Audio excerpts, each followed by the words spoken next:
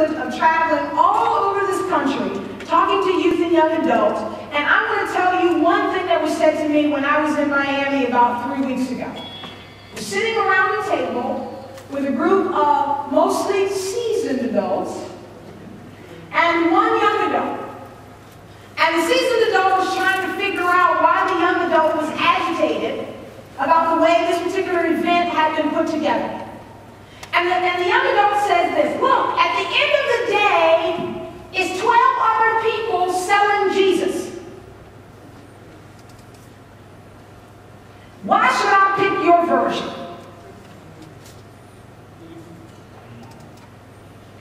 Okay? Now, at that moment, we were having lunch. You could see the bits of salad falling out of the mouth of the other seasoned adults who were around the table and horrified. And I want to say that the young man who asked that question is the son of a UCC pastor.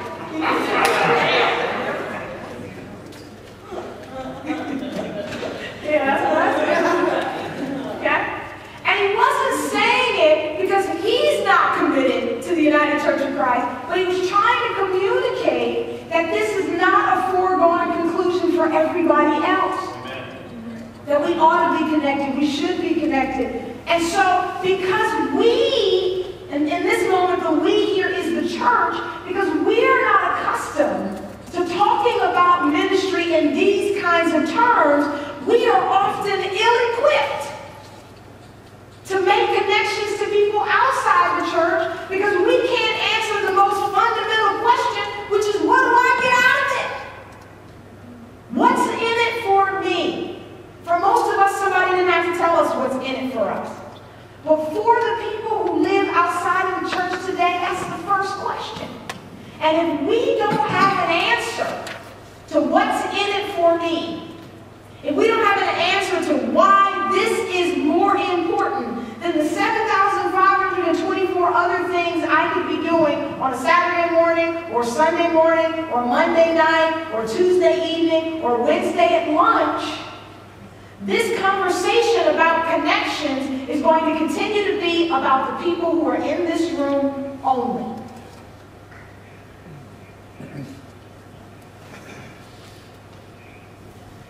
A little scary? Yeah? A little scary. I'm going to talk to you about another one of these, and then I really want to know which of these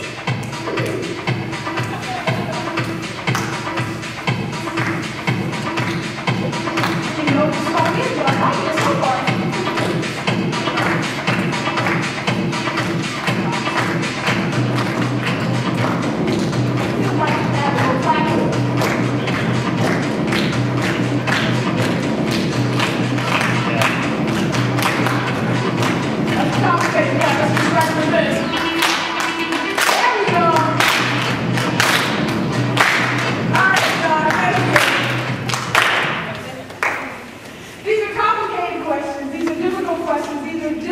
Answers to have to these complicated questions. So let me ask another one that is equally complicated. How do we stay connected and independent?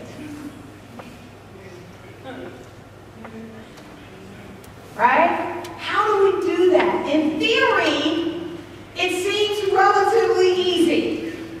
When we go to General Synod, how many folks are going to Synod in Tampa? Nice! I'll be there. We go to Synod in Tampa. They tell you the first year you're a delegate in Synod, the first thing they say is that General Synod speaks to the church and not for the church, right?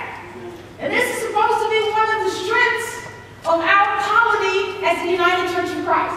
That all of these people can gather in the room and all you have to say is, what is God saying to me at this moment, at this time, in this Synod? That's it. Okay? It may not be what God is going to say to you when you get home, or what God's saying to you in some other moment, but just right now, in this particular moment, this time, this is what God is saying. I'm going to just put it on a microphone so that you can hear it back in your churches. You can take it or you can leave it, you can tack it up on the wall or whatever, you know, as the Spirit leads. But right. Okay? Well, how many of you know every time we say something at General Synod that touches that is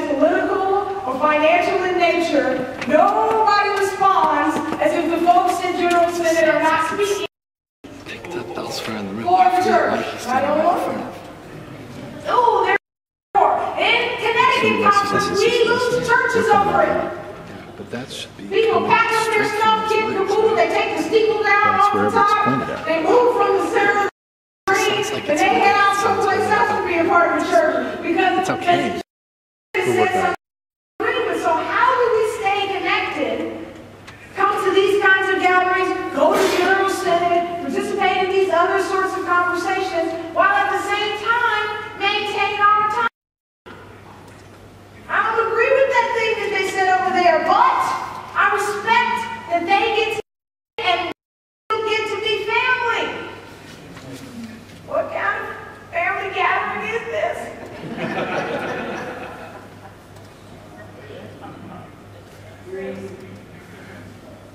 How we do the messy. This is the best answer I've heard. I don't know many families that at some point aren't messy, right? The only way to avoid a messy family gathering is to shorten the time you're together.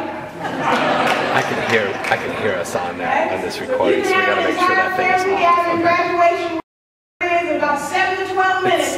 You got a good shot, but there's no point it will get messy. If you go beyond 12 minutes, in some of our families it's 4 1/4. If you go beyond 12 minutes, it's a wrap. Okay? It's going to be messy at some point.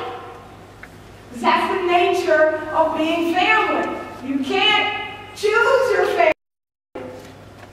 And we forget that in the family of God. We forget that in the family of God. Alright? So, I have been yabbling on. John has been finding fabulous music. We're going to work on getting him some better speakers. We do not want the streaming moment to go dead. So now I need you to come to this mic and tell me these questions you want to talk about. Come on. Come on. Come on. Come on down. You can stay up front for those who cannot see you at home because they are not paying in the audience. Fabulous little soul patch this guy has. Really, it's a nice look. Nice.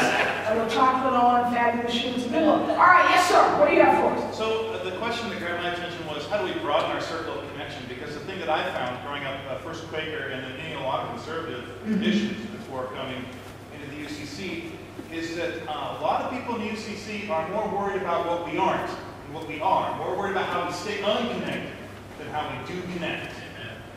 So what are some of your thoughts on that? That was a good one. Is there anybody who'd like to stand up here and answer that? So that was a very interesting critique of us as a denomination, that for many of us, we're about what we're not and not about what we are. What makes us uniquely the United Church of Christ, which I think is one of the values in this theme. Connections, reflections, and directions. That there's an intentional part of our time together this weekend that is just that, my fabulous soul-patched friend. It is reflecting on who we are uniquely. What makes me a member of this church? Why did I choose the United Church of Christ? My great-grandfather was Baptist. I had a conversion experience in the Pentecostal church. I was ordained in the United Methodist Church. I was serving in church. You don't leave those many denominations without having some idea of what you want when you come to this place. So what is it about this place that makes me say yes and amen? And what is it about this ministry that makes me want to dance?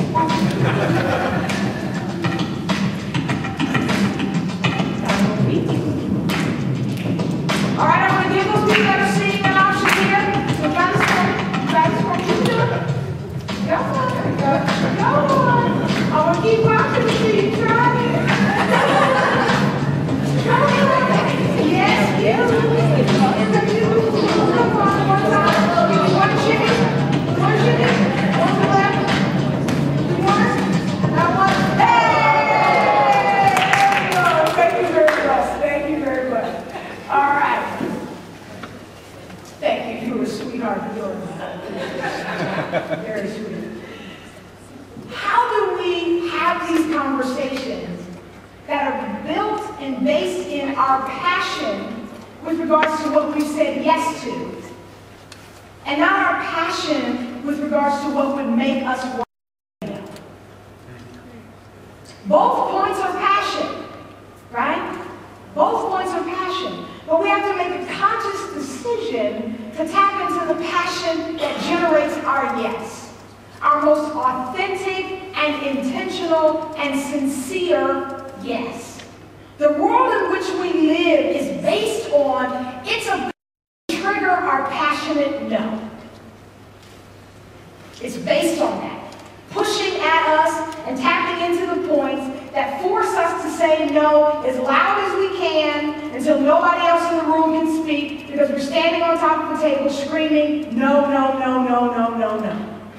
What is unique about faith traditions, what is unique about entering into a relationship with the divine is that it turns that concept on its head and says the point of our passion and what we are seeking to tap into is that which makes us say yes most profoundly. As a response to God's eternal, unconditional, and overwhelming yes to us. That's exciting. God's yes to us. And I don't know about you, but I was in a conservative religion too, and it was all about the no. And it wasn't just no in terms of things I could do. It was no to me as a person, right? And I got that in the world as a person of color, and no, I'm too dark. You know, my lips are too full. My hips are too wide. Now my hair is too short. You know, no, no, no, no, no, no. And what I love about being in a relationship with the divine is God's internal, always compelling yes to me. Yes, you were created in my image. Yes, you are magnificent exactly the way you are. Yes, I have a call in your life. Yes, there is a purpose. Yes, there is something for you to do. Yes, we notice when you're not there. Yes, it's important if you show up. Yes, I want you to be connected. Yes, I love you. Yes, I do. Yes, I want to be in a circle with other people who are also hearing that same yes. And I want to be in a worship service that is a choral version of that yes. And I want music that finds a way to communicate that yes. And I want sermons that talk to me about that yes. And I want Bible study that teaches me how to open a book that is as old as dust and find the yes when I can't hear it. Amen. Amen. But it's not enough for us to tap into that. The struggle we have is learning to communicate it. How do we share it? How do we testify about it? And don't be nervous because I use the word testify. Some of y'all crumpled all up right about the forehead as soon as I said testify. But we have surrendered some of the best parts of our faith for fear that it's going to make somebody think we're somebody else. But if we're speaking, they'll know who we are because we're telling them. That's the whole point of speaking.